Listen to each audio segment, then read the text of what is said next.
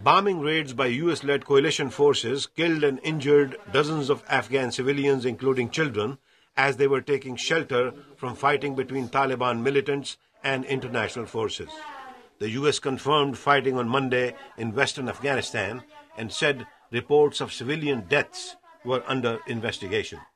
Civilian casualties are an issue between the US and Afghanistan, said Afghan President Hamid Karzai, who is in Washington for talks with President Obama.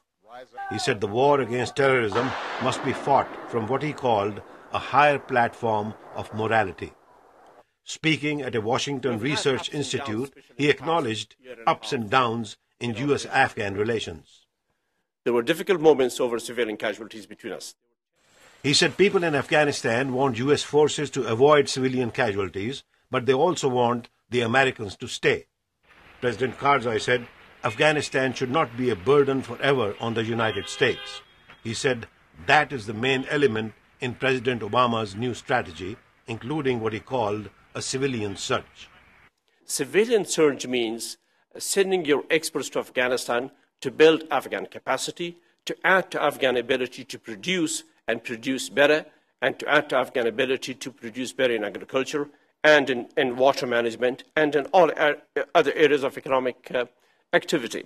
The US is also sending about 20,000 more troops to Afghanistan to fight Taliban insurgents in their strongholds.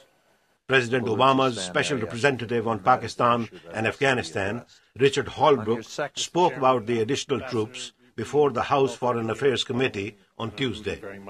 I believe the troops will make an enormous difference. They're going into a very difficult area. They're well prepared for it and well led. I know the commanders. They will displace the Taliban as long as they're there. But Pakistan fears that the additional troops will prompt insurgents to flee into Pakistan. Mr. Karzai said Washington will have to allay those fears. He said he plans to raise these issues during talks this week with President Obama and Pakistani President Asif Ali Zardari. Ravi Khanna, VOA News, Washington. Please be seated. Before we begin tonight, I just want to provide